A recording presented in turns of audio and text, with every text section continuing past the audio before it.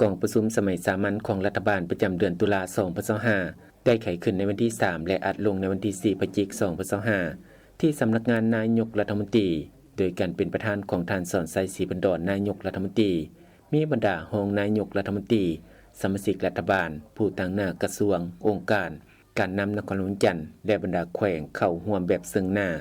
และผ่านระบบกองประชุมทางไกลเพื่อรับฟังและประกอบความเห็นต่อการสรุปเวียกงานประจำเดือนตุลาและทิศทางแผนการเวียกงานจุดสุ่มประจำเดือนพฤศจิกายน 2025กองประชุมครั้งนี้ได้พร้อมกันค้นคว้าปรึกษาหรือประกอบคำคิดเห็นและพิจารณาต่อหัวข้อที่สำคัญคือ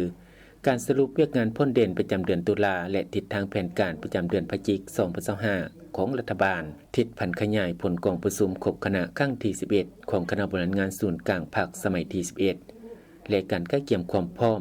รายงานต่อกองประชุมสมัยสามัญเทอที่ 10 ของสภาแห่งชาติสุดที่ 9 รายงานสภาพสากลและภาคพื้นที่พ้นเด่นรายงานสภาพพ้นเด่นเวียกงานป้องกันชาติป้องกันความสงบ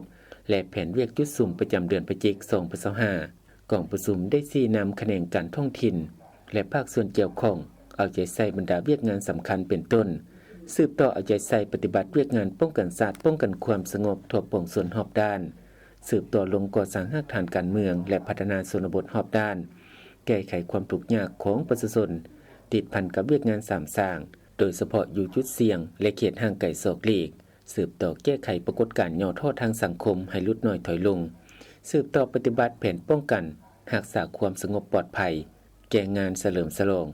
วันสถาปนาสาธารณรัฐประชาธิปไตยประชาชนลาวครบรอบ50 ปีและมหกรรมกีฬาแห่งชาติครั้งที่ 12 พร้อมนี้สืบต่อการเกี่ยมบรรดาเนื้อในที่จะนำไปรายงานต่อกองประชุมสมัยสามัญเทอที่ 10 ของสภาแห่งชาติสุดที่ 9 ให้สำเร็จทันกำหนดเวลาสืบต่อการเกี่ยมความพร้อมรอบด้านเพื่อเฉลิมฉลองวันสำคัญของภาครัฐและบุญประเพณีต่างๆเป็นต้นวันสถาปนาสาธารณรัฐประชาธิปไตยประชาชนลาวครบรอบ50 ปีวันเกิดประธานไกรสอนพรหมวิหารครบรอบ105 ปีและมหกรรมกีฬาแห่งชาติครั้งที่ 12 สืบต่อสุ่มใส่ปฏิบัติบรรดามาตรการแก้ไขความยุ่งยากทางด้านเศรษฐกิจการเงินเป็นต้นมาตรการคุ้มครองอัตราแลกเปลี่ยนเงินตรามาตรการแก้ไขหนี้สินมาตรการจำกัดการนำเข้าสินค้าฟุ่มเฟือยมาตรการส่งเสริมการผลิตสินค้าทดแทนการนำเข้าติดพันกับการสร้างเศรษฐกิจตามทิศเศรษฐกิจเอกราชเป็นเจ้าตนเองกองประชุมครั้งนี้ได้พิจารณาหางนิติกรรมจำนวน6ฉบับเติมอีก